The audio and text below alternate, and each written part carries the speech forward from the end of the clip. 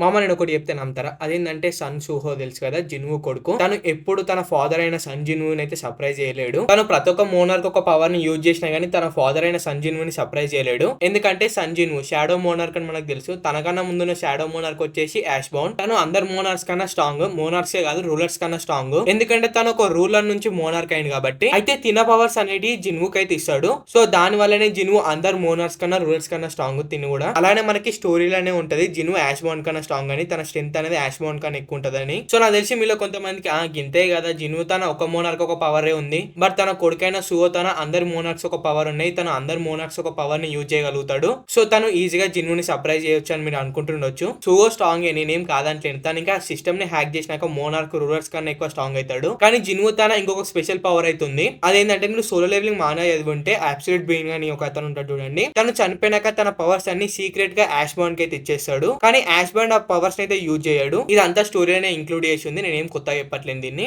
అయితే ఆ పవర్ ని మన జిను అయితే యూజ్ చేస్తాడు. సోలో లెవెలింగ్ రాగ్నరాక్ లో తను వేరే యూనివర్స్ లో ఫైట్ చేస్తూ ఉంటాడు కదా, అక్కడైతే యూజ్ చేస్తాడు. సో జిను తన షాడో మోనార్క్ పవర్ అలానే అబ్సల్యూట్ బీయింగ్ ఒక పవర్ ఉంది కాబట్టి సో తనని ఎప్పుడు సర్ప్రైజ్ చేయలేడు.